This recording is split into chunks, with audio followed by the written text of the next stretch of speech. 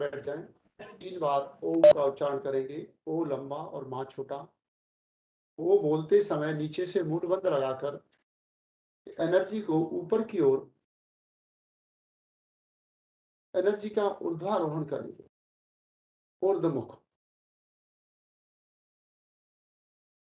ओ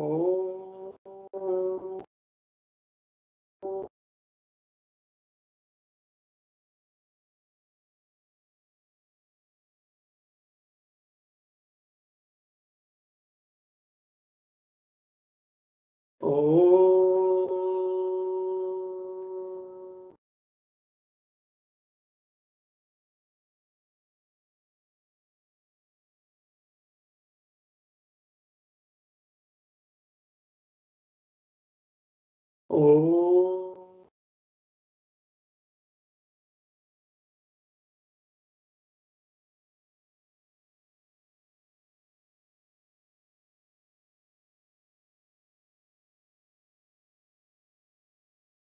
ओम सन्नो मित्र संवरुण सन्नो भवत्यार्यमा सन्न इंद्रो बृहस्पति सन्नो विष्णुर्विक्रमा।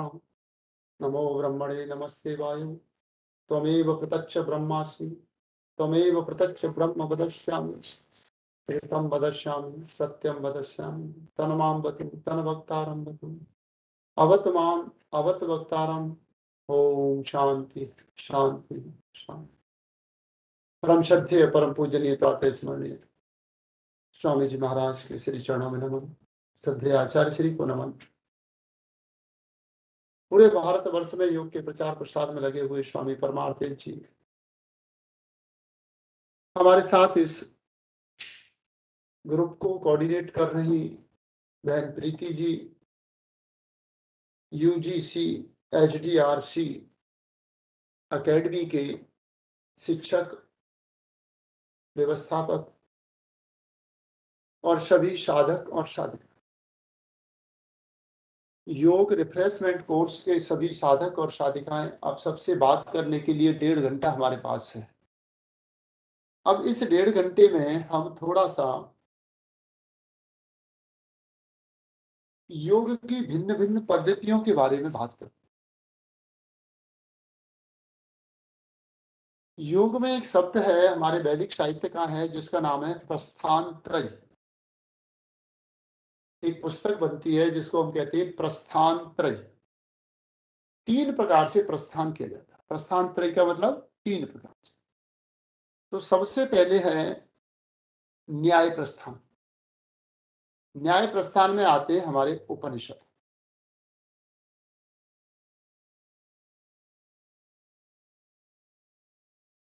न्याय प्रस्थान में आते हैं उपनिषद।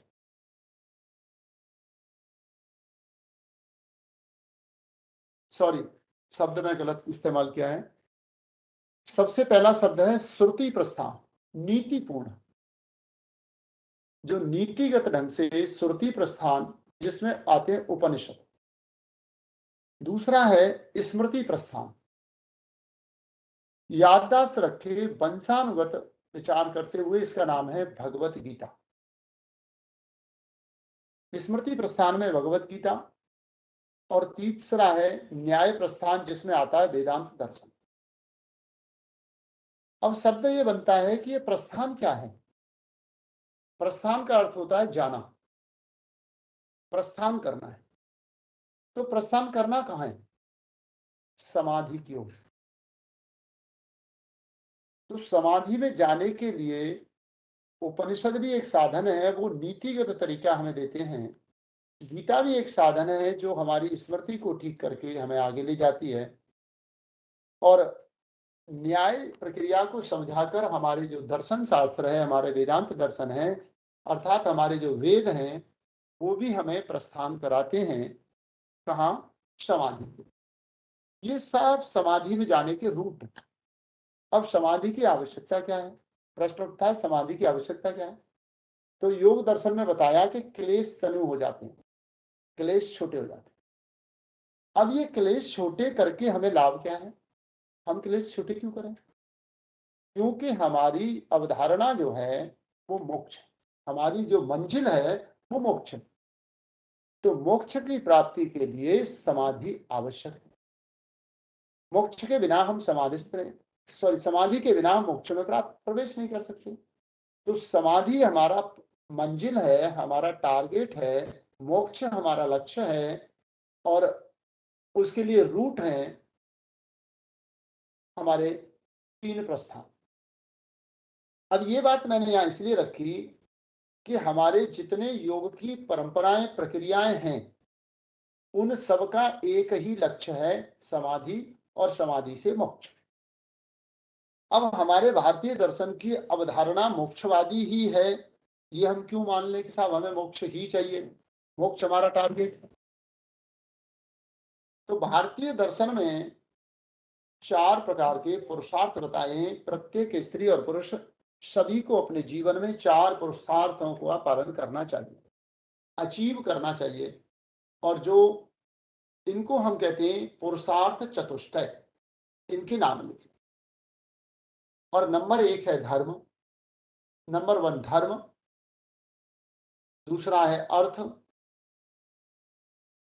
तीसरा है काम, चौथा है मोक्ष। प्रत्येक व्यक्ति को मोक्ष की प्राप्ति करनी है, मोक्ष की ओर जाना है, तो रूट यही रहेगा, धर्मपूर्ण जीवन। धर्म, अब धर्म क्या है? योग दर्शन में कहा अथ योगा अनुशासन, जो मूल्यों के सिद्धांतों के आधार पर जीवन है उसे धार्मिक जीवन कहते हैं, उसे धर्म कहते हैं। मूल्यों को स्थापित कर, संकल्प धार्यति धर्म, धर्म को धारण किया जाता है। अब जैसे आप कहेंगे क्या धर्म अलग अलग भी होते हैं, तो मैं कहूंगा बिल्कुल हाँ। इस समय हम 3 का धर्म अलग अलग 3 है। बहन प्रीति का धर्म है कि हमारे बीच में कोऑर्डिनेशन बना रहे और हम एक दूसरे की बात को सुनते हुए सहमति आगे अपने लक्ष्य की ओर पहुंचे। मेरा धर्म है कि जो मैंने अब तक अपने गुरु से सीखा है उसे ज्यादा से ज्यादा मैं डिलीवर करूं। बाकी साधकों का धर्म है कि वो ज्यादा से ज्यादा रिसीव करें। तो धर्म सबके अलग अलग हो गए। लेकिन प्रीति बहन यदि घर में पहुंच जाएगी, जब इंस्टीट्यूट में नहीं होगी, तो धर्म बदल जाएगा। वहां किसी की बेटी होगी, किसी की बहू हो सकती है, किसी की पत्नी, किसी की माँ। तो फिर इंस्टीट्यूट वाला व्यवहार नहीं चलेगा, वहां धर्म बदल जाएगा, है ना। मैं अभी यहाँ से आपका लेक्चर खत्म करके अपनी शॉप पर चला जाता हूँ, अपने बिजनेस में चला जाता हूँ, तो फिर मैं वहां एक शिक्षक नहीं हूँ, फिर मैं वहां एक व्यापारी हूँ। तो धर्म को तय करना होता है, मेरा धर्म क्या। जैसे शिक्षक का धर्म शिक्षण करना और विद्यार्थी का, साधक का धर्म है शिक्षा ग्रहण करना। ये दोनों अपने ग्रहण धर्मों का जब पालन करते हैं तो निश्चित ही कोई कीर्तिमान स्थापित होता है और फोटो अखबार में छपती है। शिक्षक पढ़ाना चाहता है और विद्यार्थी, छात्र पढ़ना चाहता है। स्टूडेंट और टीचर्स के बीच में जब एक सामंजस्य बन जाता है, तालमेल बन जाता है, तो जरूर निश्चित ही कुछ अलग होता है। और जब तक ये धर्म एक दूसरे पर थोपे हुए होते हैं तब तक कोई परिणाम नहीं आता। तो धर्म, दूसरा है अर्थ। धर्मपूर्ण पुरुषार्थ से जो कुछ प्राप्त हो उसे अर्थ कहते हैं।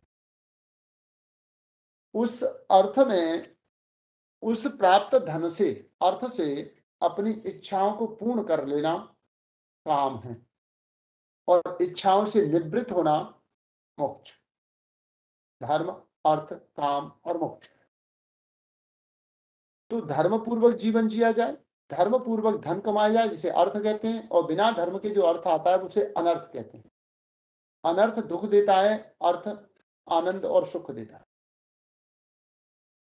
अर्थ से सामर्थ्य आता है, सामर्थ्य से इच्छाओं को पूर्ण किया जाता है, और इच्छाएं जब सीमित होती हैं, तृप्त होती हैं, जब इच्छाओं से तृप्ति हो जाती है, जब कोई इच्छा शेष नहीं रहती, तो उसे मोक्ष कहते हैं। इसे भगवत गीता में स्थित प्रज्ञ का है।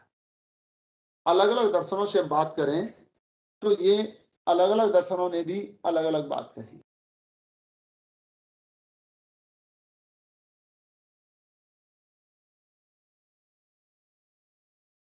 प्रशांत जी, समझ में आ रहा है मैं जो कह रहा हूं? क्लियर हो रहा है?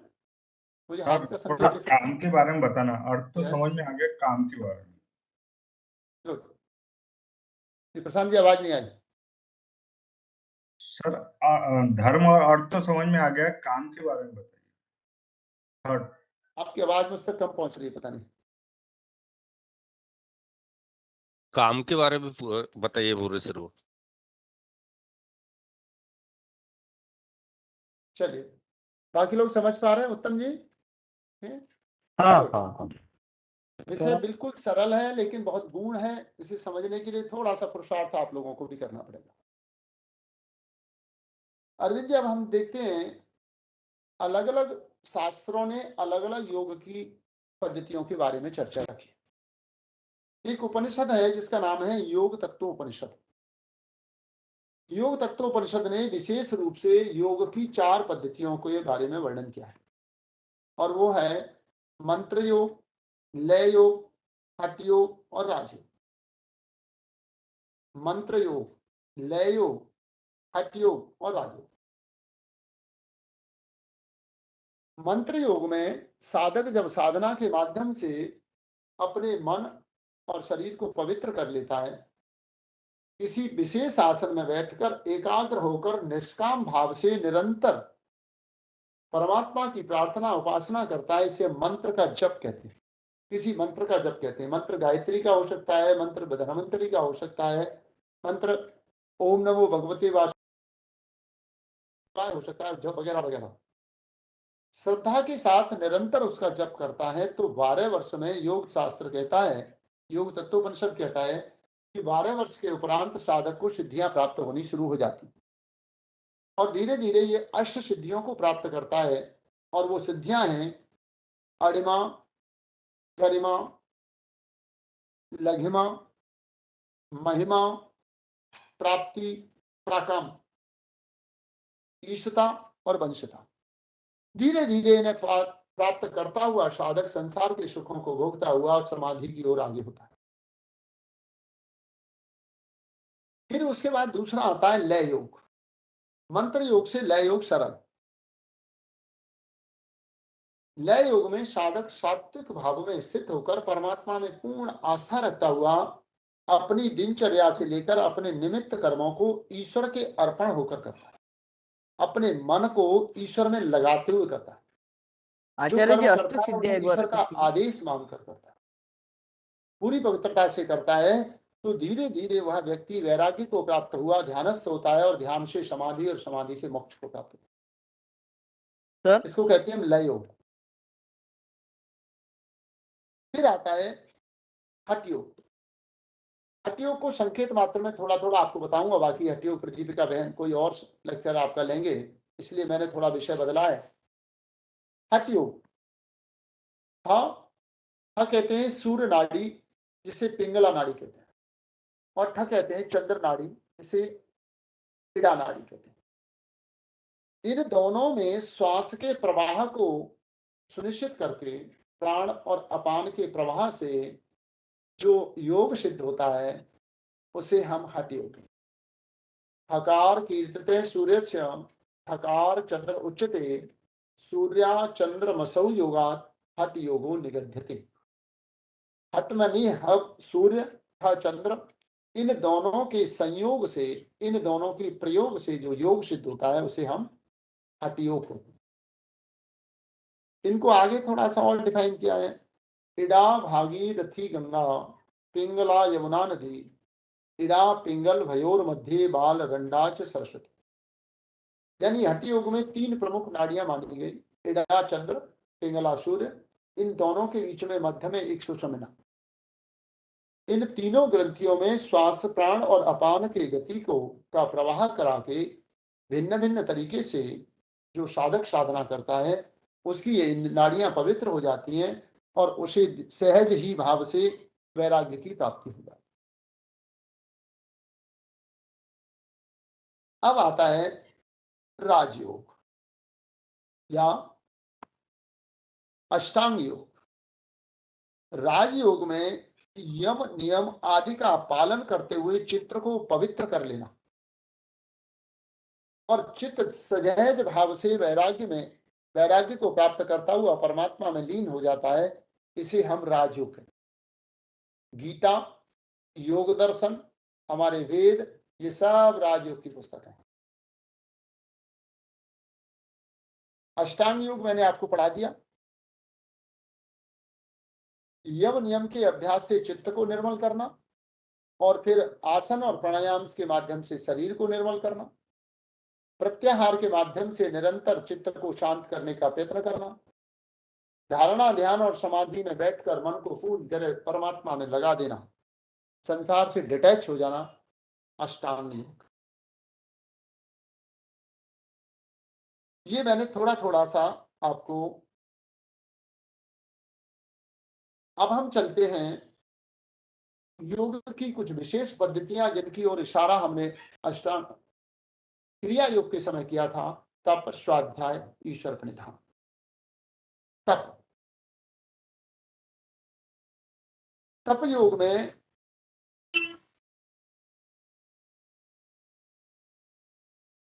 द्वंद्वों को सहन करने का अभ्यास, शरीर और मन को पवित्र करते हुए द्वंद्वों से बचने के अभ्यास को हम तप, और तप को हमने कहा कर्म योग, ज्ञान योग, भक्ति योग। तो सबसे पहले हम चर्चा करते हैं ज्ञान योग।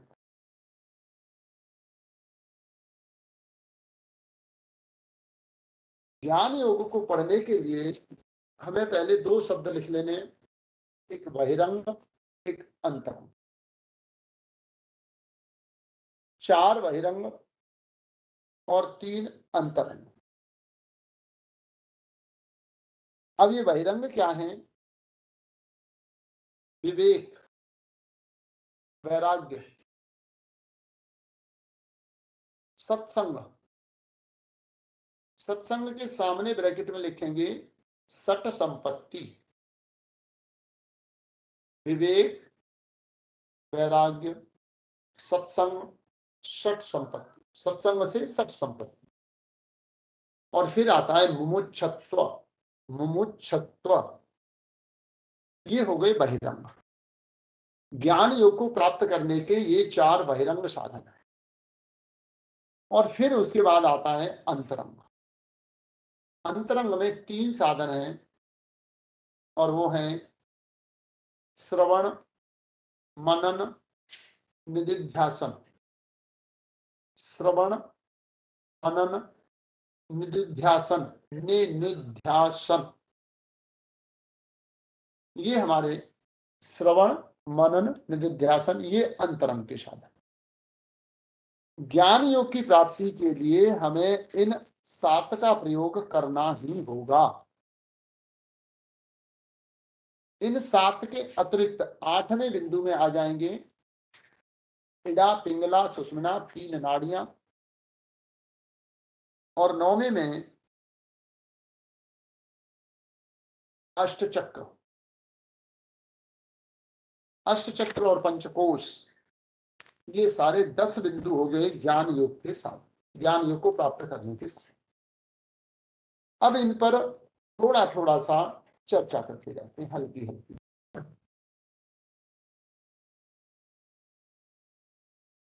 सबसे पहला है ज्ञान योग का सबसे पहला साधन है विवेक।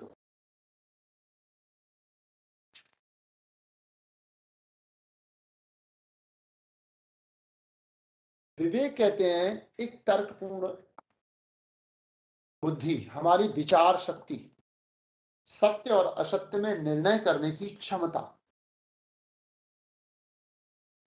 मृत और अमृत को समझने का भाव। संसार के समस्त पदार्थ मृत हैं, उनकी प्राप्ति के लिए हम निरंतर जीवन पर्यंत प्रयत्न करते हैं। मोक्ष, समाधि, परमात्मा, जो जीवन का लक्ष्य है, जिनके लिए मनुष्य जीवन मिला कि हम उत्तम कर्म करते हुए वैराग्यपूर्ण जीवन जीकर परमात्मा को प्राप्त करें और मोक्ष प्राप्त करें। उस अमृत के लिए या तो बुढ़ापे के लिए छोड़ देते हैं, बाद में कर लेंगे, तीर्थ यात्रा बाद में कर लेंगे, ध्यान, धर्म, भजन, और बुढ़ापे में शरीर काम करना बंद कर देता है तो मन अनेक चिंताओं से ग्रसित हो जाता है। जगत गुरु शंकराचार्य ने लिखा, बालस्तावत क्रीड़ा आसक्ता हूं, बाल्यावस्था में तो खेल में आसक्ति, तरुणस्तावत तरुणी सकता, और युवा अवस्था में विपरीत लिंग के प्रति आकर्षण, पति पत्नी एक दूसरे में खोए रहना, वृद्धस्तावत चिंता सकता, और वृद्धावस्था में अनेक चिंताएं घेर लेती हैं, बच्चों के विवाह की, शादी की, मकान की, और फिर अपने बुढ़ापे की। परे ब्रह्मणी को अपिन सकता हो, और जब मनुष्य ब्रह्म को प्राप्त करता है, ब्रह्म में मन लग जाता है, तो सारी चिंताओं का समाधान होता है। लेकिन वह सिद्धांत समाधान तभी होता है जब मन ब्रह्म में रम जाए, ब्रह्म पर विश्वास करे। और यहाँ उसी की बात हो रही है। तो विवेक में ये समझ लेना कि ये संसार के अनित्य पदार्थ हमारे साथ नहीं जाएंगे, धर्म और वैराग्यपूर्ण जिया हुआ जीवन, परमात्मा का ध्यान, यही हमारे साथ जाएगा। तो इन सब के लिए समय निकालना और यथार्थ ज्ञान को प्राप्त करना। आज के समय में बहुत सारे लोग लाइजनिंग को भी प्रोफेशन कहते हैं। मैं मिनिस्टर, नेताओं के, ऑफिसर्स के बीच में लाइजनिंग करता हूं, उसको भी वो अपना व्यापार बताते हैं। आप सोच कर देखो वो क्या है? अकर्म, कर्म है ही नहीं। ऐसे तो इसी तरीके से सत्य का दर्शन करने की चेष्टा करना और सत्य को प्राप्त करना, अर्थात विवेक और बुद्धि का निरंतर प्रयोग, इसे हम विवेक कहते हैं। जब सत्य और असत्य में निर्णय करना आ जाए, पाप और पुण्य को समझना आ जाए, और फिर सत्य में जीने का प्रयत्न शुरू हो जाए,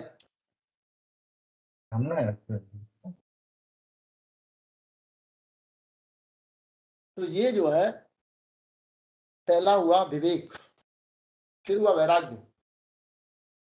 संसार के सत्य को जानना और जानने के बाद वैराग्य ग्रहण करना, उनको त्यागना, छोड़ना। योग दर्शन में कहा दृष्ट आनिसर्विक विषय वितृष्ण से वशीकार संज्ञा वैराग्यम, देखा हुआ और सुना हुआ, इनको छोड़ देना वैराग्य कहलाता है। सुने हुए और जाने हुए पदार्थों को त्यागना वैराग्य है। यदि हम हठ योग की बात करें तो गृहण्य संहिता में वैराग्य को भी दो प्रकार का बताया, एक अपर वैराग्य, दूसरा पर वैराग्य। और योगियों के लिए इनको जानना आवश्यक है, पर वैराग्य और अपर वैराग्य। फिर अपर वैराग्य 4 टाइप, 4 तरह का।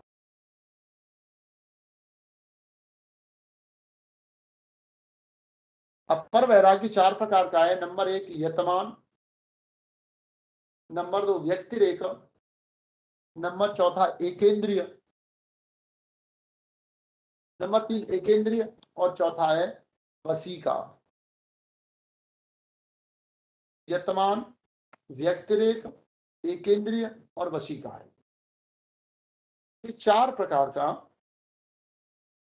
अपर वैराग्य। अब ये यतमान क्या है, इसको थोड़ा सा समझ लें। अपर वैराग्य में विषयों को छोड़ने का प्रयत्न किया जाता है, किंतु छोड़ नहीं पाते, छोड़ने की कोशिश होती है। हम संसार के पदार्थों से मोह, अटैचमेंट, इनको से डिटैच होने का प्रयत्न करते हैं, जिसको यतमान कहते हैं। फिर आता है व्यक्तिरेव,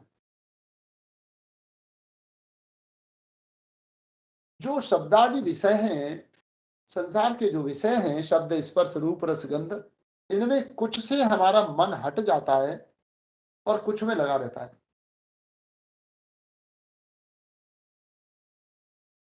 यानी कुछ चीजों को हमने त्यागने का अभ्यास किया तो कुछ चीजें तो हमने छोड़ दी, लेकिन कुछ, जैसे मान लीजिए फॉर एग्जाम्पल हम थोड़ा थोड़ा लेकर चलें, जैसे किसी व्यक्ति को सिगरेट पीता था, छोड़ दी, उसने गुटखा खाता था, छोड़ दिया, शराब का सेवन करता था, छोड़ दिया, जो व्यसन थे वो तो छोड़ दिए, लेकिन अब स्वादिष्ट भोजन को नहीं छोड़ पा रहे।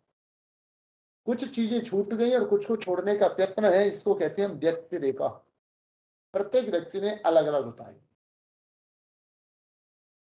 फिर आता है एकेंद्रिय। एक इंद्री जो होती है उसे मन कहते हैं। टोटल इंद्रियां 5 कर्म इंद्रिय, 5 ज्ञान इंद्रिय और 11वीं मन।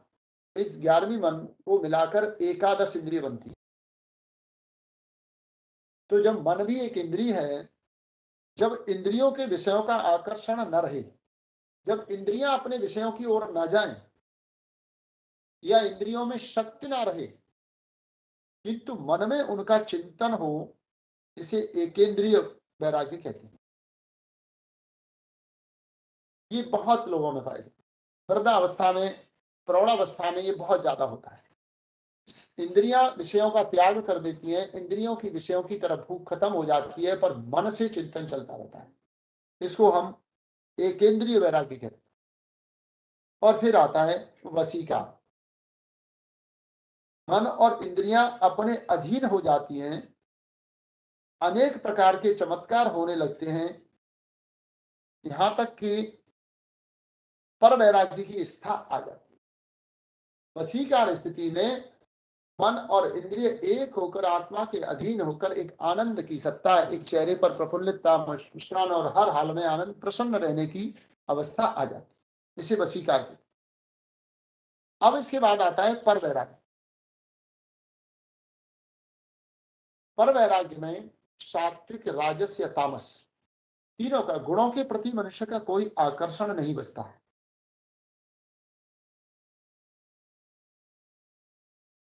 सर्वज्ञता और जो संसार में योग साधना के कारण या दूसरी विशेषताओं के कारण जो चमत्कार दिखाने की, अपने आप के लिए जो विशेष दर्जा प्राप्त करने की स्थिति है, वह अभी समाप्त हो जाए, फिर वह व्यक्ति सामान्य हो जाता है।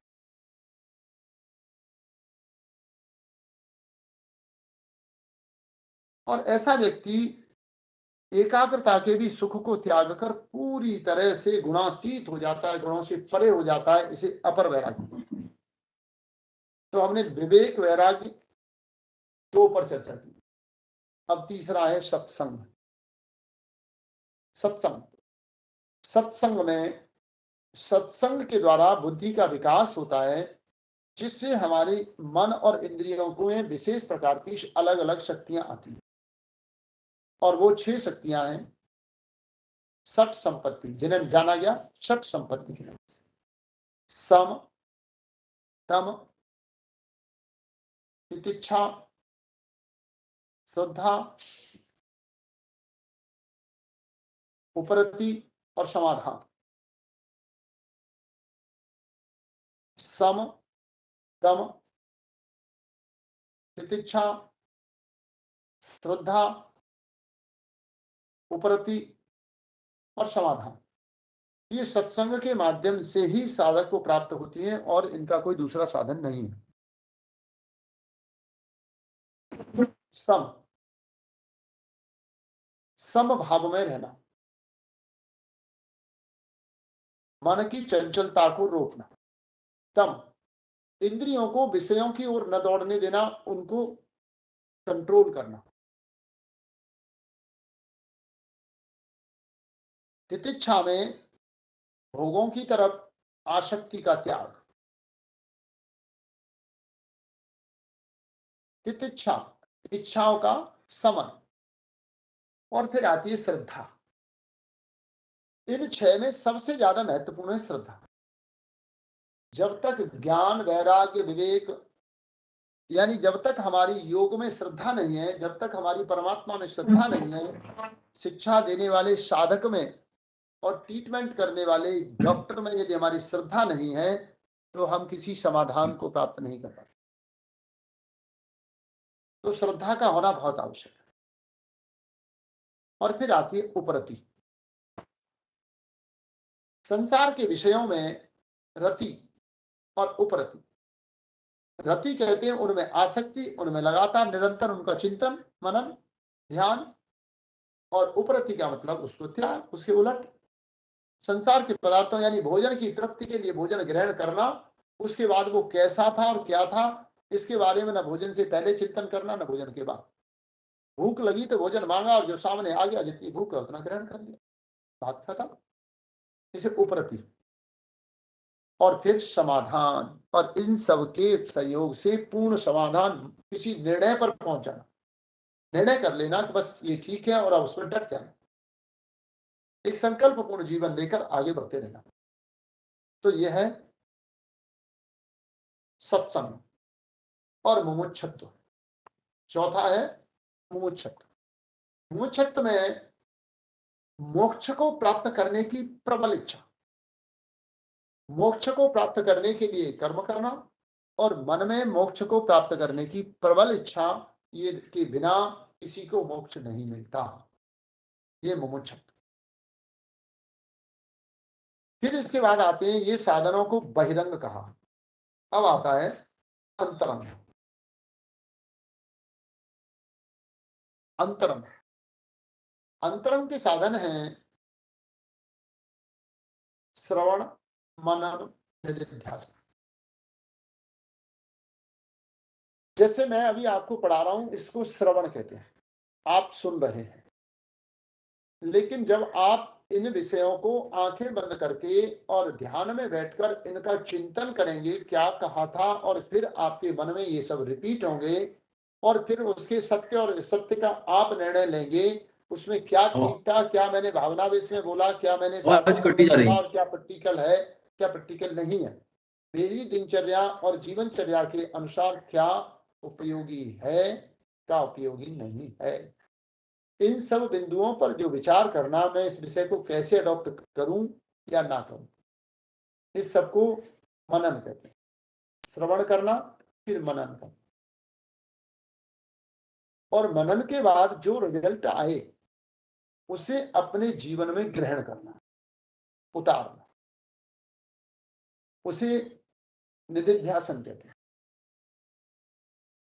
आत्मसात करना। निधिध्यासन करना, आत्मसात करना।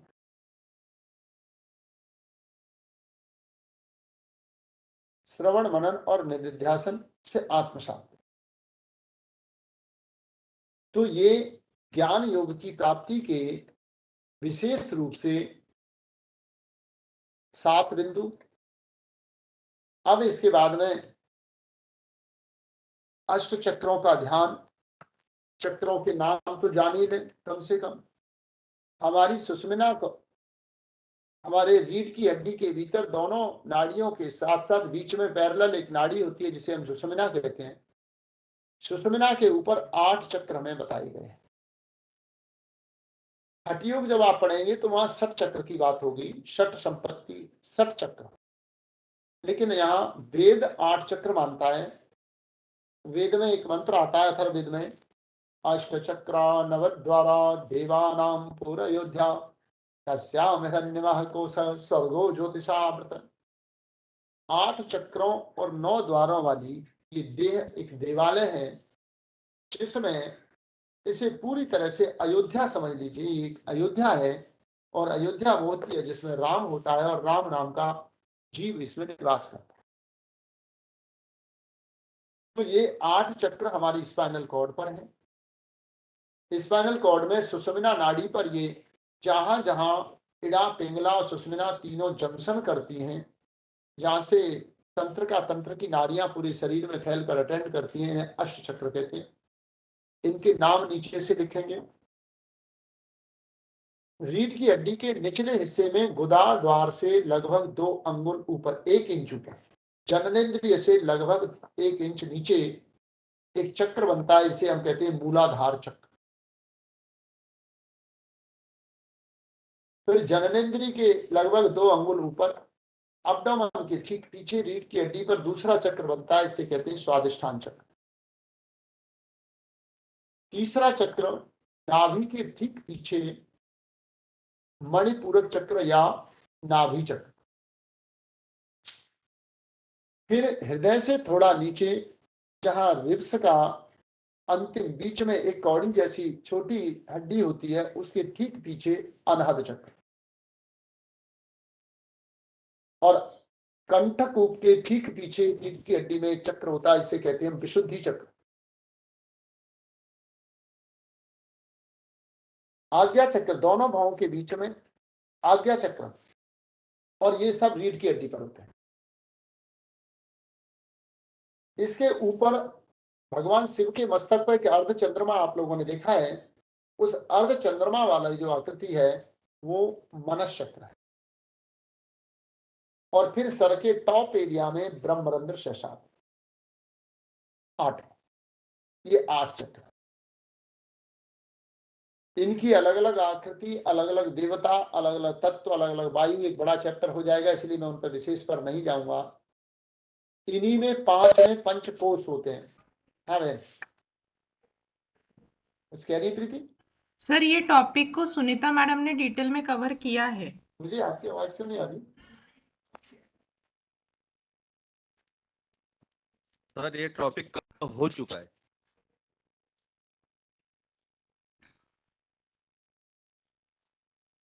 ओम, हाँ बोले। सर ये टॉपिक को डिटेल में पढ़ चुके हैं, सुनीता मैडम ने पढ़ा दिया है ये। मुझे आपकी आवाज बहुत कम बहुत मायने आ रही है। समझ हेलो, नहीं आ रहा। बाकी पार्टिसिपेंट्स, मेरी आवाज आ रही है? हा कोणाचाच आवाज नाही चालला आपल्यापैकी. मी पण प्रश्न विचारला होता मधात. ओके, गेला नाही आवाज. मैम गुरुजी को किसी का आवाज नहीं जा रहा है। अच्छा अच्छा, just a minute. Gupta sir, मेरी आवाज आ रही है आपको? हाँ हाँ आ रही है मैम। ओम, चैट बॉक्स में देख हाँ, लीजिए। बोले। हेलो हेलो, क्या बोला? आ रही है मैम, आवाज आ रही है आपकी। नहीं नहीं, सर को आवाज नहीं जा रही है, दैट आई एम चेकिंग। मेरा फोन सर आवाज आ रही है डिस्टर्ब सर? हो रहा है। सर आप एक बार ना मीटिंग लीव करके रीज्वाइन करिए।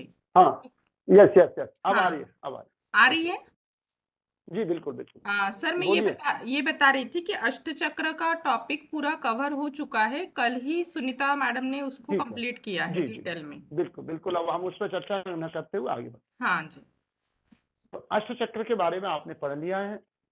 तो ये यानी जो मूलाधार चक्र में सोई हुई शक्ति होती है उसे हम कुंडलनी के नाम से जानते हैं या सती के नाम से जानते हैं।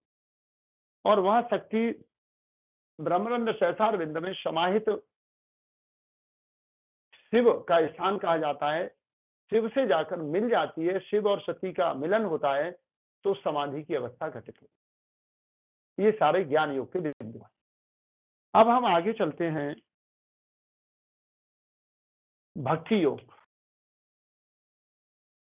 अब हम थोड़ी सी चर्चा करते हैं भक्ति योग पर। और भक्ति योग में विशेष रूप से 2 चीजें आती हैं। एक तो क्या भक्ति का अर्थ होता है ईश्वर प्रणिधाना नाम सर्व क्रिया नाम परम गुरु अर्पणा तत्फलम संन्यास होगा। जब भक्त जो है अपनी क्रियाओं के एफर्ट्स को, कर्म के फल को परमात्मा में समर्पित करके जब आनंदित हो जाता है, प्रसन्न हो जाता है, तो उसे हम भक्ति कहते हैं।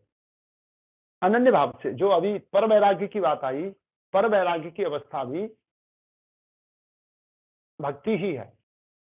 लेकिन अब इसमें थोड़ा सा हम श्रीमद् भगवत गीता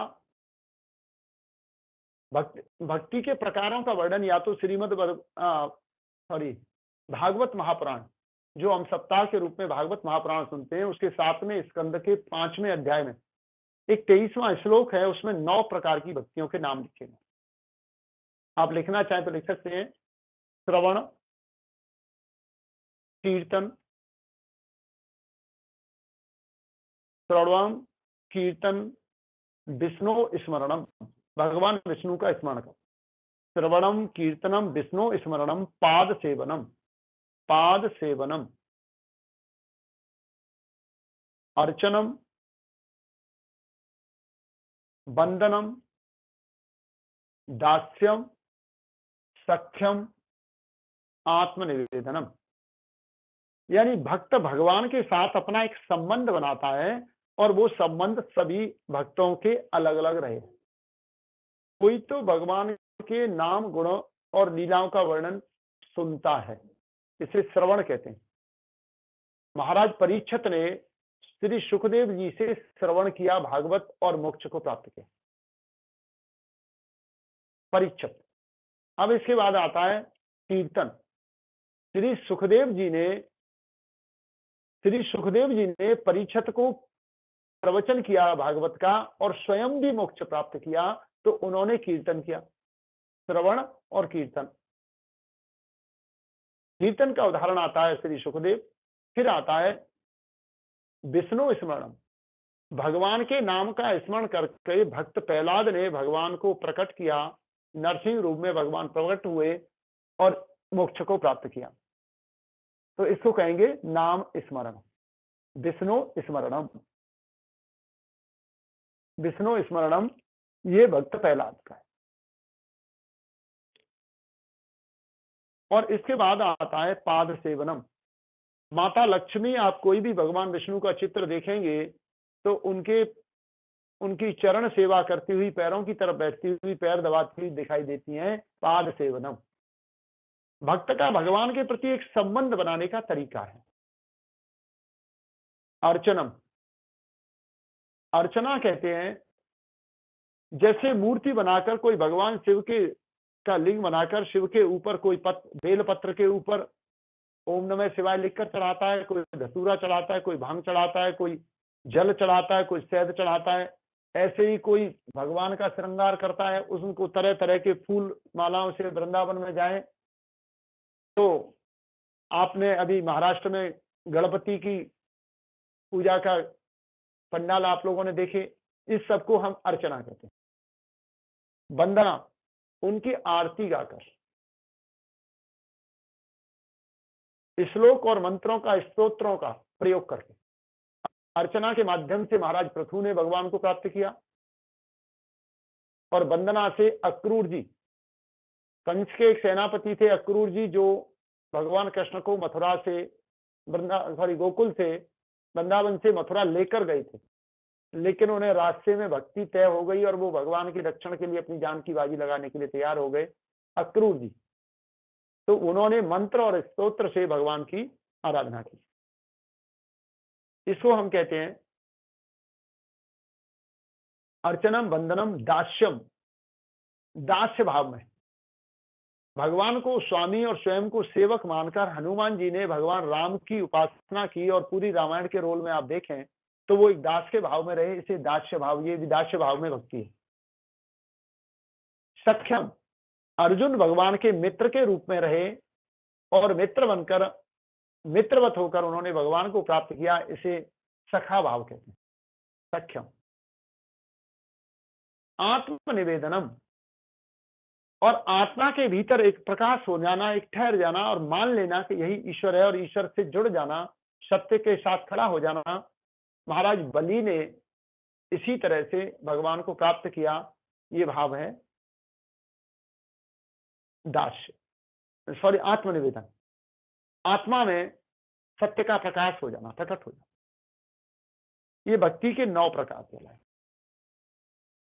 इसी को रामायण में जब माता सवरी के आश्रम में भगवान राम गए, कई जगह रामायण के अनुसार भक्ति का बहुत वर्णन आता है। भगवान जब सवरी माता के आश्रम में गए तो माता सवरी भक्तिपूर्ण जीवन जीती थी। तो उन्होंने कहा कि भगवान आप बड़े विलंब के साथ आए हो, मेरी पूरी आयु बीत गई, लेकिन अब आप आ ही गए हो तो मुझे आपसे कुछ उपदेश चाहिए, मुझे कुछ उपदेश करो। भगवान ने कहा माता आप तो भक्ति में दृढ़ हैं, आपके लिए क्या उपदेश किया जा सकता है, लेकिन फिर भी आपने पूछा है। तो तुलसीदास जी महाराज ने कुछ पंक्तियों के रूप में वहां लिखा है, नवदा भगति कहूं तो पाही, सावधान सुन उर मन माही। प्रथम भगति संतन कर संगा, पहली भक्ति सत्पुरुषों का साथ। दूजी भगति रति मम कथा प्रसंगा। दूसरी प्रकार की भक्ति है जैसे रामायण और कृष्ण लीला, भगवान के लीला और गुणों का लगातार पठन पाठन, उन्हीं में खोए रहना। गुरुपद पंकज सेवा, तीसरी भगति अमान, अपने गुरु की आज्ञा का निरंतर पालन करते हुए जीवन व्यतीत करना, ये तीसरी भक्ति। चौथी भगति मम गुणगण करे कपट तजगान। चौथी भक्ति है कि बिना किसी छल कपट, बिना किसी लाभ और हानि के भगवान के सत्य का वर्णन करना, वेद पुराण इत्यादि ऋषियों की वाणियों का व्याख्यान करते। मंत्र जाप मन दृढ़ विश्वासा पंचम भगति वेद प्रकाश। भगवान के गुण और लीलाओं को लेकर कुछ मंत्र और स्तोत्रों का निर्माण होता है, बिना किसी छल और कपट के उनके एक दृढ़ विश्वास के साथ निरंतर उनका जप करते रहने से भी सिद्धि प्राप्त होती है। ये सब समाधि में ले जाने के साधन है। छठ दमशील विरति सब कर्मा निरत निरंतन सज्जन धर्मा। छठवां, प्रत्येक कार्य विदाउट ईगो, बिना अहंकार के, विदाउट ईगो, सहज भाव से किए जाएं और महापुरुषों के द्वारा बताए गए मार्ग का अनुसरण करें। अपनी तरफ से ज्यादा कुछ ना मिलाकर शास्त्र को ही संबोधित करें, आधार बनाएं प्रामाणिक शास्त्रों के। सप्तम सममोमय जग देखा मोते अधिक संत कर लेखा। भगवान कहते हैं सातवीं भक्ति है कि प्रत्येक प्राणी के भीतर ईश्वर को देखना और प्राणी मात्र के प्रति प्रेम और श्रद्धा को बनाए रखना, करुणा दया को बनाए रखना। अष्टम यथा लाभता में संतोषा सपने नहीं देखे परदोषा। आठवीं भक्ति भगवान कहते हैं कि जो दूसरों के अवगुणों को न देखते हुए सदा ही जो आप पुरुषार्थ या कार्य करते हैं उसमें दूसरों को न देखते हुए आपको जो प्राप्त होता है उसे प्रसन्नता पूर्वक प्रसाद के रूप में ग्रहण करते हुए आनंदित रहें, प्रसन्न चित रहें। नवम सरल सब सन छल हीना ये विश्वास हर्ष मिलती। अपने कमाए हुए धन से जो भी कुछ प्राप्त हो उनको आनंद लेते हुए सदैव सरल भाव में रहें, छल कपट से परे, और ना ही दुखी रहें ना सुखी। बहुत ज्यादा उल्लासित भी नहीं होना, उछलना भी नहीं और रोना भी नहीं, एक सम भाव में रहते हुए जीवन को व्यतीत करना, ये 9 प्रकार की भक्ति। भगवान ने शिवरी से कहा नभ में एकौ जिनके होई नारी पुरुष सचराचर कोई अतिशय प्रिय सुने भामिन मोहे सकल प्रकार भगवती दृढ़ तो। भगवान ने कहा कि 9 में से किसी एक रूट का भी कोई पालन करता है तो वो मुझे प्राप्त कर सकता है, वो मुझे प्रिय हो जाता है। लेकिन हे देवी माता शबरी, आप तो 9 के 9 प्रकार की भक्तियां एक साथ पालन करती हैं, पूरा सब एक दूसरे से कनेक्टेड है, तो आप किसी को छोड़ती नहीं। आपका जीवन तो बहुत ही सहज और सरल। तो ये भक्ति है, भक्ति के प्रकार और टाइप ऑफ भक्ति। अब इसके बाद आता है भक्त के प्रकार। भक्ति के तो 9 प्रकार हो गए, तो क्या भक्त के भी अलग अलग प्रकार होते हैं?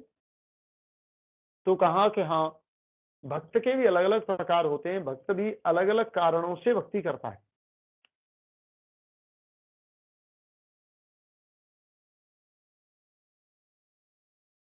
भक्ति भी अलग अलग कारणों से की जाती है और वो आती है 4 प्रकार से। भक्त के 4 प्रकार भगवत गीता ने लिखे, 7वें अध्याय के 16वां श्लोक। चतुर्विधा भजन्ते माम जना सुरकृतनो अर्जुन आर्तो जिज्ञासु अर्थाति ज्ञानी च भरतर सभा। हे अर्जुन, भक्त भी भगवान को जो 4 याद करते हैं वो 4 प्रकार के होते हैं। नंबर 1 होते हैं आरती, आरत। आरत कहते हैं जो दुखी होने पर दुख को दूर करने के लिए भगवान को याद करते हैं। अर्थाति,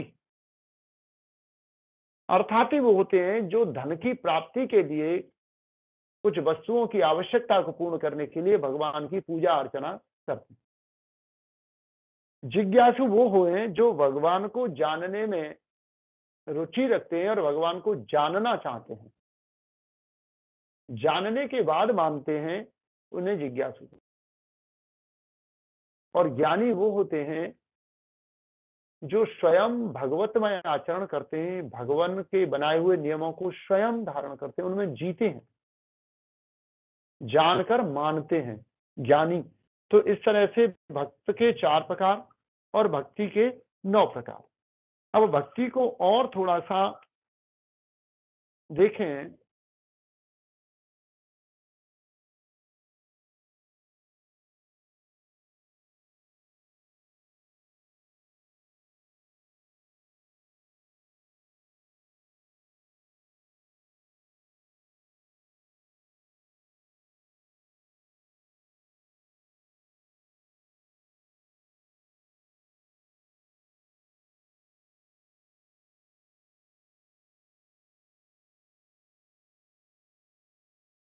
एक मिनट में थोड़ा सा और इसमें आपको बताना चाहता हूं।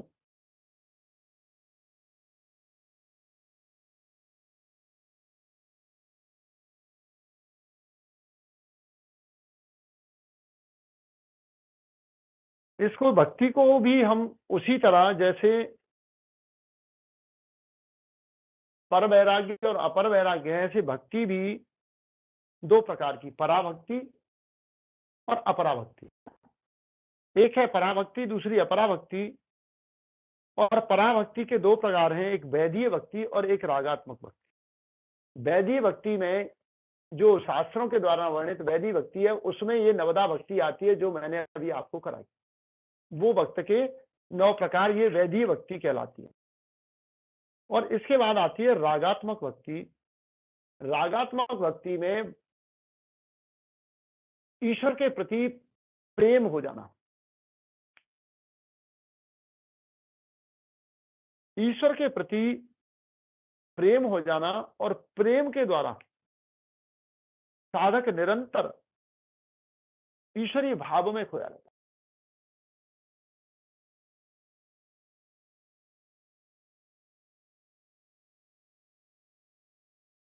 और उसके बाद जो पराभक्ति है, पराभक्ति में देखने और सुनने में कुछ और अनुभव होता ही नहीं। यानी मोर पंख के रंग, नीम के पत्ते की कटिंग, गुलाब के कांटे वाले वृक्ष पर खिलता हुआ लाल फूल, एक एक दृश्य को देखकर जिसे परमात्मा का एहसास होता है, उसे सब जगह परमात्मा दिखाई देता है, परमात्मा का कार्य दिखाई देता है, परमात्मा की महत्ता समझ में आती है। वह समान रूप से परमात्मा को जीवित और निर्जीव सबके भीतर महसूस करता है, हर काल में महसूस करता है, उसे पराभक्ति कहते हैं। तो इस प्रकार से परा और अपरा दो प्रकार की है। और अपरा भक्ति में वैधीय भक्ति से नवदा भक्ति के रूप में भी जाना गया। भक्ति के और भी थोड़े थोड़े से वो हैं, रागात्मक भक्ति है, प्रेमा भक्ति है। प्रेमा भक्ति में मीराबाई भगवान के साथ पूरी तरह से अटैच हो गई। तो मूल रूप से ये नवदा भक्ति इसको अपरा के अधीन, और रागात्मक में सर्वत्र हरि व्यापक सर्वत्र समाना, प्रेम से प्रकट हो तुम्हें जाना, एक एक चीज में, हर एक चीज में ईश्वर को महसूस करना। तो ये आ गया आपका रागात्मक भक्ति। अब आता है आपका कर्म योग।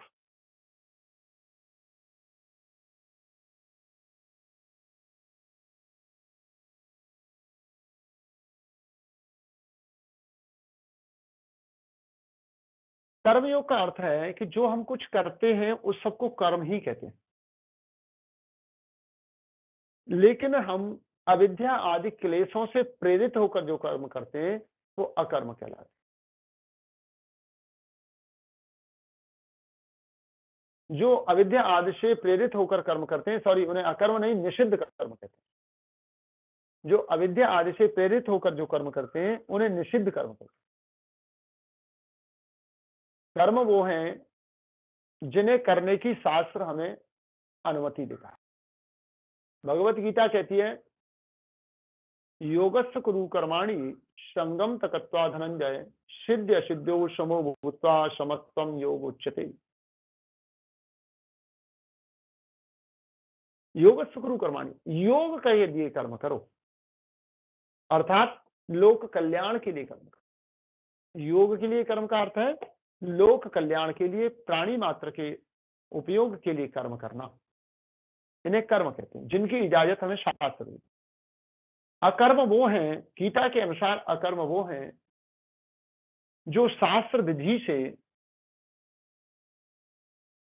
भगवत प्राप्ति के लिए, अर्थात निष्काम कर्म योग भाव से, बिना किसी फल की इच्छा के, बिना किसी रिक्वायरमेंट के, निरंतर जो लोक कल्याण के लिए कर्म किए जाते हैं, कर्म करना मात्र उद्देश्य है, उन्हें हमें भगवत गीता में निष्काम कर्म कहा गया, निष्काम कर्म योग कहा गया।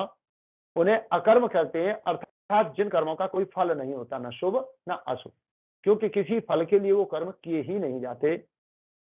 और विकर्म वो है जो शास्त्र विधि से विरुद्ध पाप कर्म, उन सबको विकर्म कहते हैं। इसी तरह कर्म सात्विक, राजस और तामसिक कर्म 3 प्रकार के भी होते हैं। कर्म सात्विक भी है, कर्म राजसिक भी है, कर्म तामसिक भी है। जो निष्काम कर्मयोग का उदाहरण देते हुए भगवान ने कहा, बुद्ध युक्तो जहातीय उभय सुकृत दुष्कृते तस्मात् योगा जस्व योगः कर्मसु कौशलम। भगवत गीता श्लोक संख्या 50। इसमें कहा कि जो भी कार्य किए जाएं वो बुद्धि पूर्वक, बुद्धि के साथ किए, और जो बुद्धि के साथ किए गए कार्य हैं, पूरे बुद्धि और विवेक का प्रयोग करके कार्य किए जाएं, सुकृत दुष्कृति, फिर उसका रिजल्ट कोई भी हो, उससे हमें लाभ हो या हानि, दुख हो या सुख, उनकी परवाह नहीं करनी चाहिए, चिंता नहीं करनी चाहिए। पवित्र कार्य कर्मों के करते हुए यदि कठिनाई भी आती है तो सह लेना चाहिए। तस्मात् योगा युज्यस्व, ये सारे योग युक्त कर्म हैं। योगः कर्मसु कौशलम, कर्म की कुशलता का नाम ही योग है। इसे योगः कर्मसु कौशलम, योग ही कर्मों की कुशलता है, और यही कर्म के बंधन से छूटने का उपाय है। आगे गीता ने दूसरे अध्याय के 47वें श्लोक में एक बहुत सुंदर बात कही, कर्मण्यवाधिकार अस्ति। सृष्टि की रचना के आधार पर, प्रकृति, मूल प्रकृति के आधार पर कर्मण्यवाधिकार अस्ति। हम कर्म करने के लिए तो बाध्य हैं, बिना कर्म करने रह नहीं सकते। शारीरिक करें या मानसिक, कर्म तो करने ही हैं, करते ही हैं।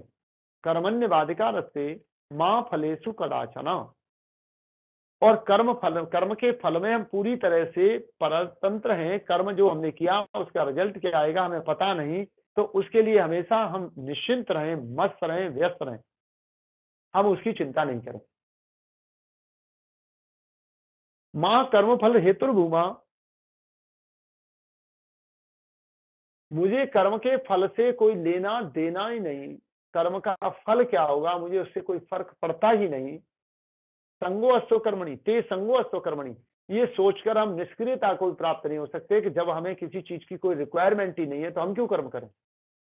भगवान कृष्ण ने गीता में कहा है, न मे पार्थ कर्तव्यम त्रिषु लोकेषु किंचन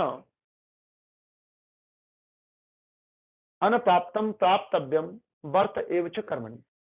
भगवान कहते हैं कि अर्जुन, तीनों लोकों में ऐसा कुछ भी नहीं है जो मुझे प्राप्त ना हो, और ऐसा कुछ भी नहीं है जिसे प्राप्त करने के लिए मुझे कर्म करना पड़े।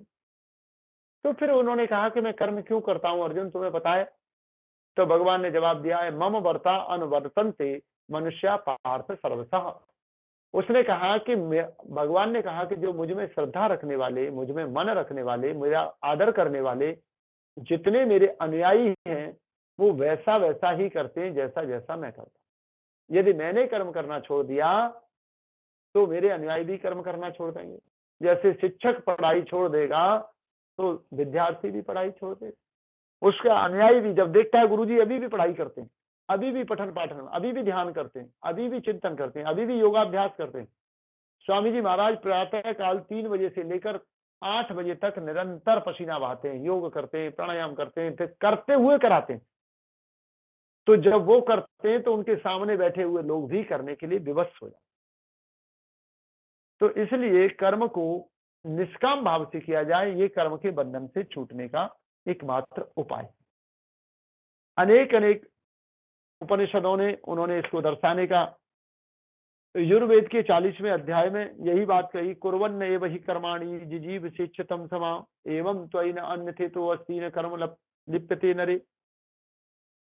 भगवान ने कहा दूसरे अध्याय में, ये 40वां अध्याय यजुर्वेद कि दूसरे मंत्र में कह रहे हैं कि कर्म करने के लिए कर्म करो, कर्म करने के लिए कर्म करना, चाहे 100 वर्ष जियो या उससे अधिक या उससे कम, लेकिन कर्म जो है कर्म करने के लिए हो, फल के लिए ना हो। एवं त्वयि न अन्यथे तो अस्ति, इसके अतिरिक्त कर्म के बंधन से छूटने का कोई और उपाय है ही नहीं। बस एकमात्र यही उपाय है कि कर्म करने के लिए कर्म करो, फल के लिए कर्म मत करो। और इसके लिए जैसे गीता ने 3 प्रकार के कर्म बताए, कर्म जो नीति संगत हैं, अकर्म जो बिना फल आसक्ति के हैं, और विकर्म जो नीति के विरुद्ध है। इसी तरह वैदिक ग्रंथों में 2 प्रकार के कर्म, एक विहित कर्म, एक निषिद्ध कर्म। विहित कर्म करने चाहिए और निषिद्ध कर्म नहीं करने चाहिए। अब विहित कर्म में आता है 4 प्रकार के कर्म, नित्य कर्म, नैमित्तिक कर्म, काम्य कर्म और प्रायश्चित कर्म। नित्य कर्म प्रातः काल उठना, नित्य क्रियाओं को करना, नहाना धोना, मलमूत्र का त्याग करना, माउथ वॉश करना, आसन प्राणायाम करना, फिर जलपान करना, ये सब नित्य कर्म है। इसी तरह कुछ लोगों के व्यवसायिक कर्म है, अपने अपने कर्म में विद्या, डॉक्टर डॉक्टरी करते हैं, शिक्षक पढ़ाते हैं, वो इनके सब नित्य कर्म है। नैमित्तिक कर्म वो है जो शास्त्र के अनुकूल, परमात्मा की उपासना, आराधना, भगवत गीता, वेद, उपनिषद इत्यादि का अध्ययन, इन्हें कहते हैं नैमित्तिक कर्म। काम्य कर्म वो होते हैं जो इच्छा लेकर की जाती, और प्रायश्चित कर्म वो होते हैं जो कुछ गलत होने पर उसका प्रायश्चित किया जाता है। पाप कर्म के बदले में किसी से कुछ गलत हो गया तो उसे सही करने के लिए, जैसे किसी को हमने कुछ कटु शब्द बोल दिए, सामने वाला नाराज हो गया तो हमने सॉरी बोला, क्षमा मांगा, इसे प्रायश्चित कर्म कहते हैं।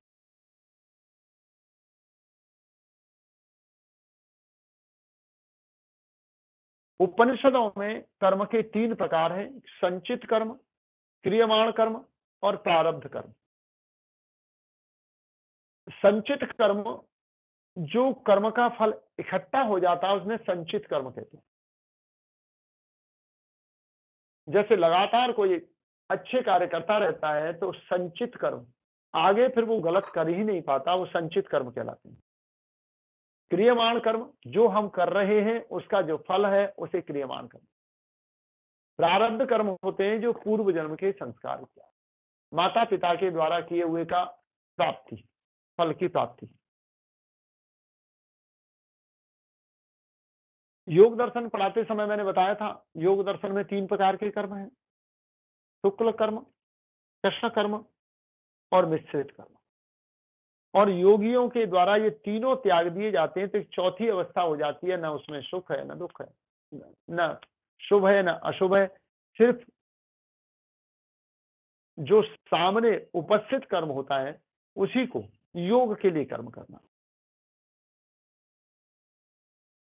कर्मयोगी जो होता है उस कर्मयोगी के लक्षण क्या होते हैं? कर्मयोगी का हृदय विशाल होता है, उसमें उदार भावना होती है, सज्जनता होती है, उत्कृष्टता है, निस्वार्थ भाव से काम करके भावना कूट कूट कर भरी होती है।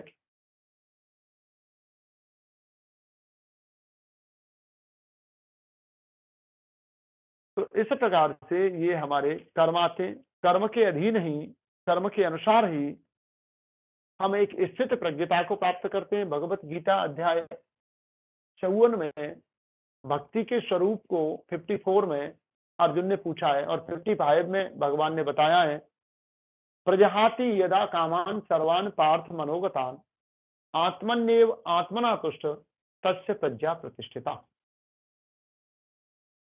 यानी जिसर के वो प्रजहाति, वह प्रजा के हित में, लोक कल्याण के लिए, सबके हित में बहुजन सुखाय बहुजन हिताय कर्म करता है और सभी प्रकार के मनोरथों का त्याग करके, सभी प्रकार की इच्छाओं का त्याग करके पूर्ण रूप से परमात्मा को अपने सभी कर्म फल को समर्पित करते हुए आत्मा ही आत्मा में संतुष्ट रहता हुआ जो कर्म करता है वह स्थित प्रज्ञ कहलाता है। तो कर्म के आधार पर मनुष्य को स्थित प्रज्ञता प्राप्त करनी, स्थित प्रज्ञ होकर कर्म करना। और स्थित प्रज्ञ के लक्षण बताते हुए बहुत सारी चीजें भगवान ने लिखी हैं। दुखेषु दुर्गमना सुखेषु विगत स्पृहा वीतराग भय क्रोधा धीर मुनि निरुच्यते। दुख में दुखी नहीं होना, सुख में सुखी नहीं होना, वीतराग राग और द्वेषों से मुक्त रहना, भय और क्रोध से मुक्त रहना, न किसी से भय और न किसी से पर क्रोध, इसे स्थित प्रज्ञ या कर्मयोगी के लक्षण बता। तो इस प्रकार से ज्ञान योग, कर्मयोग, भक्ति योग, राजयोग, हठ योग, योग की भिन्न भिन्न पद्धतियों का मैंने आपके सामने थोड़ा थोड़ा वर्णन किया। क्योंकि पहले विषय हठ योग चल रहा था, तो हठ योग को कोई और हठ योग प्रदीपिका पढ़ाने वाले हैं, तो मैं थोड़ा थोड़ा मोटी मोटी चीजें हठ योग के बारे में आपको और बता दूं। आप लोग बोर तो नहीं हो रहे?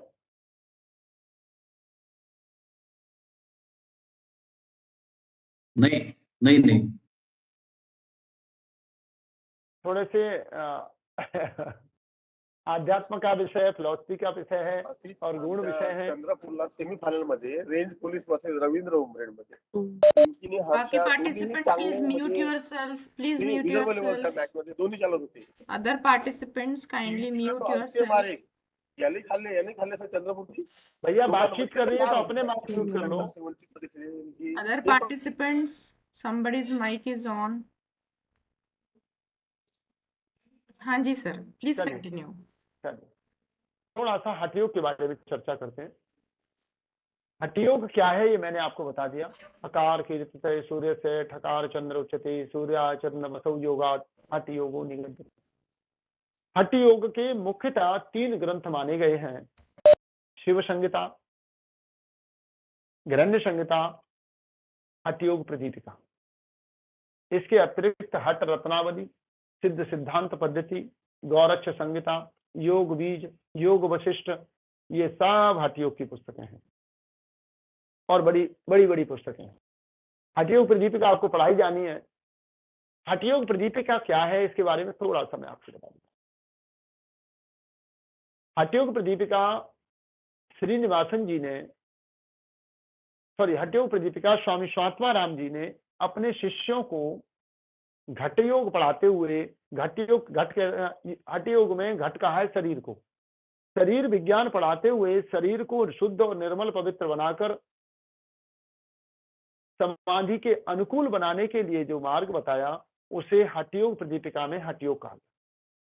हठ योग प्रदीपिका में उन्होंने हठ योग के 4 चैप्टर बनाए जिसे चतुरंग योग के नाम से विख्यात हुआ।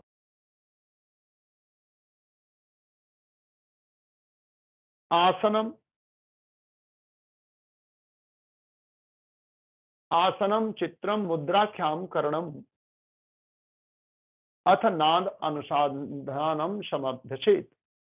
इन्होंने इसके 4 अध्याय बनाए। सबसे पहला असं की मी याला ब्लॉक लावत आहे, लेकिन असं केल्यानंतर बाकी मुठ्ठी बांधून त्याला आरती मैडम माइक म्यूट करके, आरती खेवड़े माइक म्यूट करके बात करें। आप उसमें बात करनी है तो माइक म्यूट रखें, otherwise I will expel you from the meeting. You are disturbing the class. बातचीत करनी है तो आप उसमें बातचीत करनी है तो माइक म्यूट रखें।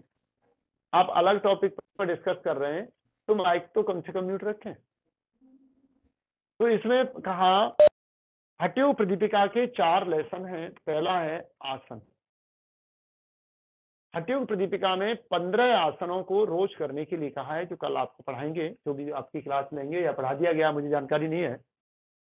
तो आसन 15 आसन रोज करने से सिद्धि, और आसनों से पूर्व कुछ नियमों का पालन, 6 बाधक तत्व, 6 साधक तत्व। आसनों की सिद्धि के लिए 6 नियमों का पालन और 6 नियमों का त्याग। और वो बाधक तत्व हैं अत्याहार, अधिक भोजन, अधिक भाषण, अधिक परिश्रम, नियमों की कठोरता, अत्याहार प्रयासस्य प्रजल्पो नियमाग्रह, कठोर नियम, कठोर व्रतों का जीवन में न लेना, कठोर नियमों का पालन न करना, और जनसंग, कुसंग से बचना, और लोभ। ये 6 जो है योग में बाधक हैं। इन बाधक तत्वों का पहले अध्याय में ही वर्णन। और फिर 6 साधक तत्व हैं। उत्साह, साहस, धैर्य, उत्साहित रहना, धैर्य को धारण करना, साहसपूर्ण, साहस दिखाना, जहां आवश्यकता हो वहां बिना डरे निर्भीकता से डटे रहना, कितनी मुश्किल आए पर धर्म का त्याग नहीं करना, उत्साह, साहस, धैर्य, निर्णय लेने की क्षमता, निश्चयी, उत्साह, साहस, धैर्य, निश्चयी, और फिर है जनसंग, सत्संग, अच्छे लोगों का साथ, जो ईश्वर की आराधना इत्यादि विद्वानों का साथ, सत्संग, ये योग को, और तत्व ज्ञान, जो यथार्थ ज्ञान है, ये 6 सटवीर योग विनिश्चित। इसी में कुछ भोजन के बारे में भी, भोजन के नियमों के पालन के लिए कहा है हठ योग में, और हठ योग में विशेष रूप से बड़ा महत्व है, वो है हमारा मिताहार। मिताहारी ब्रह्मचारी त्यागी योग परायणा। हठ योग की सिद्धि के लिए कैसा व्यक्ति होना चाहिए? योगी, मिताहारी हो, ब्रह्मचारी हो, और योग में निष्ठा रखने वाला। तो ये मिताहार क्या है? मिताहार के बारे में 2 शब्दों में बताता हूं। हठ योग प्रदीपिका ने एक सूत्र लिखा मिताहार के लिए,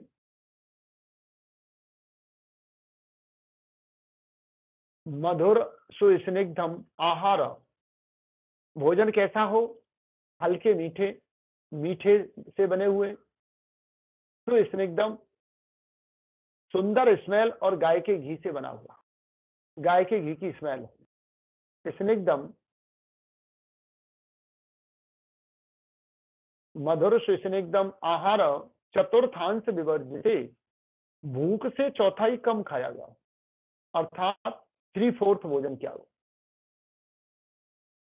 भुंजते शिव संप्रीति मिताहार से उच्चते। प्रेम सहित भगवान शिव को भोग लगाकर खाया गया हो, इसे मिताहार कहते। दूसरे अध्याय में 72,000 नाड़ियां, जिसमें प्रमुख नाड़ियां 3 और फिर 8 कुंभक। प्राणायाम को कुंभक के नाम से हठ योग प्रदीपिका में प्रयोग किया। 8 प्रकार के कुंभक, 72,000 नाड़ियां, उनमें 3 इड़ा, पिंगला, सुषुम्ना। और फिर चौथे अध्याय में आता है, तीसरे अध्याय में आता है प्राणायाम। प्राणायाम, सॉरी, पहले अध्याय में आसन, दूसरे कुंभक प्राणायाम, प्राणायाम के साथ में ही सटकर्म, शरीर शुद्धि के लिए सटकर्म, धौती, बस्ती, नेति, नौली, त्राटक, कपाल भाति, शैतानी, षटकर्माणी समाचरित। ये 6 शुद्धि की क्रियाएं, इनको विस्तार से आपको हठ योग प्रदीपिका में पढ़ाया जाएगा। फिर बंध और मुद्राएं, विशेष रूप से मूल बंध, उद्यान बंध, जालंधर बंध और त्रिबंध, 4 प्रकार के बंध और मुद्राएं। टोटल 6 मुद्रा, 10 मुद्राओं का इसमें वर्णन है। महामुद्रा, महाबंधो, महावेद्य च खेचरी, मूल बंध, उद्यान बंध, जालंधर बंध तथा करणी विपरीत विख्याता वज्रौली शक्ति चालनम। तो ये 10 मुद्राएं बताई, महामुद्रा, महाबंध मुद्रा, महावेद्य मुद्रा, खेचरी मुद्रा, और फिर उसके बाद मूल बंध, उद्यान बंध और जालंधर बंध, विपरीत करणी मुद्रा, वज्रौली शक्ति चालन। इस तरह 10 मुद्राओं का इसमें वर्णन है हठ योग प्रदीपिका में। इसे चतुरंग योग के नाम से जाना गया। और फिर उसके बाद में नाद अनुसंधान। नाद अनुसंधान, उसकी 4 अवस्थाएं। पहली है घटावस्था,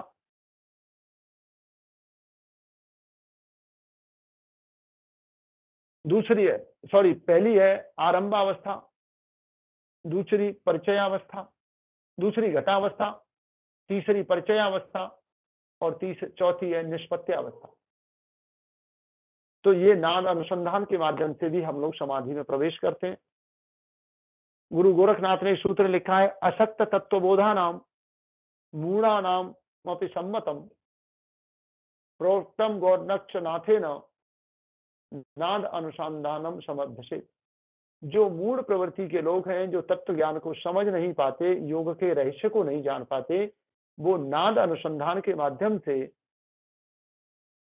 योग में प्रविष्ट होकर समाधि के सुख को प्राप्त कर सकते हैं।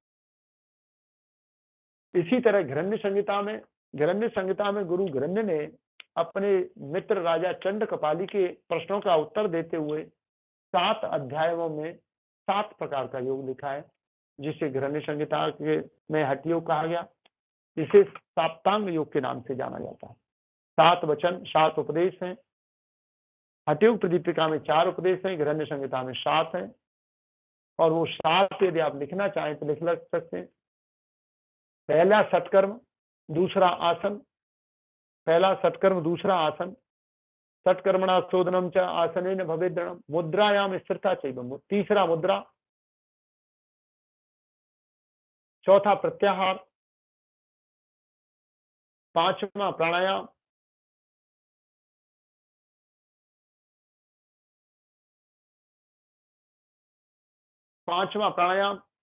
छठवां ध्यान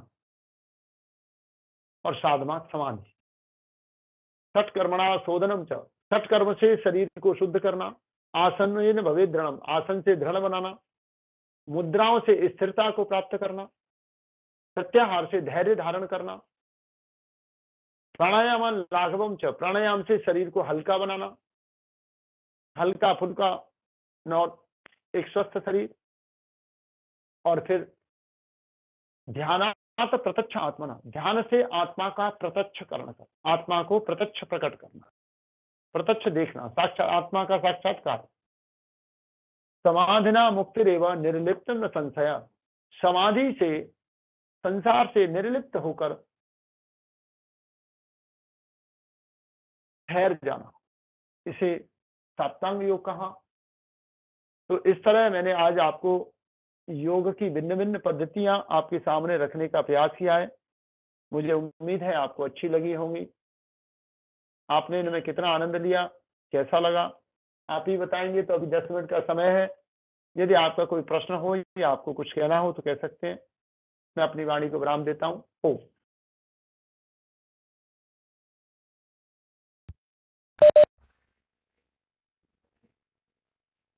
जी आरती जी धन्यवाद सर जी। किसी के कुछ क्वेश्चंस हैं तो आप पूछ सकते हैं। आज का सर का लास्ट सेशन है, और चारों भी सेशंस में से आपको अगर किसी को कुछ डाउट है, कुछ कंसेप्ट क्लियर नहीं हुआ है, तो you can proceed for your questions. Sir आचार्य महोदय जी, हठ योग की जानकारी अधिकतर मिलने के लिए शिव संहिता की, घेरण संहिता की, हठ रोग प्रतिवेदिता, ये तीनों में से कौन सा अपन ने रेफर करना चाहिए? देखिए घेरण संहिता ही अच्छी गोष्ट सुरू आहे ना। हठ योग में जानकारी के लिए जो विस्तृत पुस्तक है वो गृहण्य संहिता है। गृहण्य संहिता के ऊपर ज्यादातर पुस्तकें आधारित हैं, और देश सबका एक ही है, थोड़ा थोड़ी भिन्नता है, देश लगभग सबका एक ही है। शिव संहिता में भगवान शिव ने माता पार्वती को उपदेश दिया है हठ योग का। गृहण्य संहिता में महर्षि गृहण्य ने अपने शिष्य राजा चंड कपाली को उपदेश दिया है। स्वामी सात्माराम जी ने अपने शिष्यों को हठ रत्नावली श्रीनिवासन जी, ये सबसे नई पुस्तक आज की वर्तमान समय से नजदीक की है, सबसे बात की है हठ रत्नावली। हठ रत्नावली और हठ योग प्रदीपिका, हाँ हठ योग प्रदीपिका, हठ रत्नावली, ये साथ ही पुस्तक हैं। और हठ योग में सबसे ज्यादा जिन्होंने बहुत ज्यादा काम किया है उसमें महर्षि हिरण्य और गुरु गोरखनाथ, जिनकी गोरक्ष संहिता और सिद्ध सिद्धांत पद्धति गुरु गोरखनाथ की है। जो भगवान राम के गुरु थे वशिष्ठ, उनकी वशिष्ठ संहिता।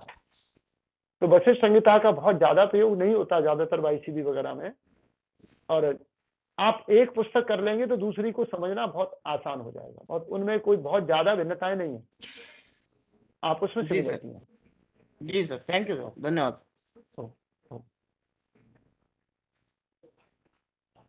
प्रीति बहन, आज का टॉपिक ठीक रहा क्या? यस सर, थोड़ा साइलेंट था, थेरोटिकल था, इसलिए शायद पार्टिसिपेंट थोड़े डाउन हैं, बट अच्छा था सर। थोड़ा सा हटके था, ज्यादातर लोग इतना डीप ले जाते नहीं है, पढ़ाते नहीं है। मैंने इसको अलग करना ठीक नहीं समझा, क्योंकि मान लो वही कल होगा, मान लो हठ योग प्रदीपिका कोई और पढ़ाएगा, फिर मैं भी वही पढ़ाऊं, तो कंफ्यूजन क्रिएट करने से अच्छा है थोड़ा सा अलग हो जाए। नहीं, आपने अभी सारी जी चीजों का एक सुपरफिशियल एक ब्रीफ आउटलाइन आपने बता दिए हैं। So it was nice session sir. जी प्रशांत जी, जी थोड़ा आपके फास्ट लगा। सभी सेशन अच्छे थे sir. Thank you sir. Thank you. Prashant sir, कुछ पूछना है? हाँ मैडम, मैंने चैट बॉक्स में पूछा था एक कि मिनट। क्या? हाँ, बोलिए सर, अभी आप वर्बली भी पूछ सकते हैं। थोड़ा मुझे स्टार्टिंग में पुरुषार्थ के बारे में सर ने जो बताया, उसमें तीसरा पार्ट जो बताया काम का, वो थोड़ा सा डिटेल में बताया। अच्छा। मुझे कम पुरुषार्थ समझ के। में आया। सर, आपने जो पुरुषार्थ के 4 टाइप्स बताया, 4 भाग बताए थे, धर्म, अर्थ, हाँ काम अच्छा और अच्छा। मोक्ष, उसके बारे में वो पूछ धर्म रहे हैं। धर्म अर्थ काम और मोक्ष। धर्म क्या है? जो नियम पूर्वक जीवन धार्यति धर्म, धर्म को स्वयं धारण किया जाता है और अपने द्वारा धारण किए हुए धर्म का निरंतर पालन करते रहना, उसमें चाहे कठिनाई आए या फिर जैसे एक पिता है तो वो अपने पिता धर्म का पालन करता है, उसके लिए बच्चों को जितना ज्यादा से ज्यादा सुख सुविधाएं दे सकता है वो दे, लेकिन उन सुख सुविधाओं के लिए धर्म और शास्त्र के नियमों का उल्लंघन ना करे, चिटिंग चोरी करके ना करे। तो धर्म और धर्म पूर्वक जीवन जीते हुए जो पुरुषार्थ करते हैं, मेहनत करते हैं, उससे जो कुछ प्राप्त हो उसे अर्थ कहते हैं। यदि वो नीति के शास्त्र के नियमों को साथ में नहीं दिया गया तो धर्म वो अर्थ नहीं रहेगा, फिर वो अनर्थ हो जाएगा। अधर्म पूर्ण ढंग से कमाया जाएगा तो वो अनर्थ हो जाएगा। और फिर तीसरा है काम। काम का अर्थ है इच्छाएं, अपने पुरुषार्थ से प्राप्त धन से अपनी इच्छाओं को समेट लेना। जैसे कछुआ अपनी इंद्रियों को समेट लेता है, उसी तरह जैसे यथा लाभता में संतोषा, जो भक्ति में कहा गया वही बात यहाँ तीसरे काम में कहा है। काम का अर्थ यहाँ वासनाएं नहीं है, काम का अर्थ है इच्छाएं। अपनी इच्छाओं को, अपनी आवश्यकताओं को अपनी सामर्थ्य के अनुसार पूर्ण करते हुए जीवन व्यतीत करना। और इच्छाओं की पूर्ति ही मोक्ष है। चौथा, जिसकी इच्छाओं की पूर्ति नहीं हुई उसे कभी मोक्ष प्राप्त नहीं होगा। और मोक्ष जो है वो हमारे शास्त्र का लक्ष्य है, क्योंकि ये पुरुषार्थ चतुष्टय हमारे फिलॉसफी का आधार है। जी प्रशांत जी। हाँ सर, आ गया ध्यान में, अपनी इच्छा की पूर्ति करना। जी हाँ, थैंक यू सर। सर एक प्रश्न था। जी बोलिए। हेलो सर, योग की जी 4 जी पद्धति बताइए। बताई आपने, तो उसमें कुछ समझ में नहीं आया, तो थोड़ा एक बार रिपीट कर देंगे तो अच्छा रहेगा। योग की जो 4 पद्धतियां हैं उनमें ज्ञान योग, कर्मयोग, भक्ति योग और राजयोग। फिर राजयोग की 4 पद्धतियां, समाधि योग, प्रतिप्रसव, समाधि योग, क्रिया योग, प्रतिप्रसव और कैवल्य, ये राजयोग की 4 पद्धतियां।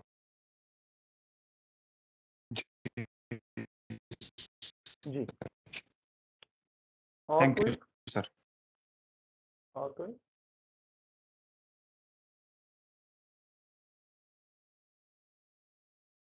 अब ये चीजें देखिए, आपको मैंने आपके सामने रखी है, बहुत सारे लोग तो पहली बार ये चीजें प्रकट हुई होंगी। अब इन्हें आप पढ़ोगे, कहीं आप किसी किताब में देखोगे तो आपको सहज समझ में आएगी और फिर याद भी होंगी। तो योग एक दिन का नहीं है, योग तो एक जीवन शैली है, तो जीवन में अडॉप्ट करने का है। जीवन में धीरे धीरे उतारते जाएंगे, उतरता जाएगा। अभी स्वामी जी के सामने आते हैं हम लोग तो हमें भी ऐसे लगता है कि अभी तो बहुत कुछ सीखना, अभी तो कुछ भी नहीं पता। स्वामी जी जब शुरू ऊपर होकर निकल जाते।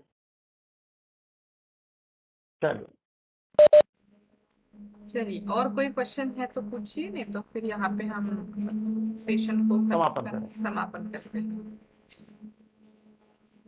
तो सबसे पहले तो सर मैं आपका धन्यवाद करना चाहती हूँ, आपने जितने भी सेशन कंडक्ट किए हैं on behalf of UGC HRDC Nagpur और सारे पार्टिसिपेंट्स की ओर से। I am very much thankful to Shri Gupta sir ji. पहले तो आपने हमारा इनविटेशन एक्सेप्ट किया, जो भी मैंने आपसे बातें करी थी शेड्यूल के बारे में, उसमें से आपने टाइम निकाला और सारे पार्टिसिपेंट्स को अच्छे से जितना नॉलेज आप इम्पार्ट कर सकते थे वो आपने दिया। So thank you so much sir, once again thank you. Welcome. Thank you sir. चलिए समापन करते हैं थैंक यू मंत्र सर। के साथ। धन्यवाद आप सबका। ओम पूर्णमदः पूर्णमिदं पूर्णात् पूर्णमुदच्यते पूर्णस्य पूर्णमादाय पूर्णमेवावशिष्यते। ओम सर्वं वै पूर्णं स्वाहा। सभी को प्रणाम। Oh thank you sir. Thank you all of you. यहाँ पे रुकते हैं हम। अपना नेक्स्ट सेशन शुरू होगा 1:30 बजे। Doctor Pushpa Thank you. Yadav madam का सेशन है। वो भी बहुत अच्छा और प्रैक्टिकल बेस्ड, वो अप्लाइड पार्ट पढ़ाएंगे आयुर्वेदा का। शी इज़ अ वैद्य और उनका मैं बायोडेटा आपको शेयर भी करती हूँ। Practical part, applied part of Ayurveda she will be dealing with. तो अच्छा सेशन रहेगा आफ्टरनून का भी। We will meet at 1:30। Thank you once again. Thank you all. Thank you. Thank you ma'am. Thank you. Thank you madam.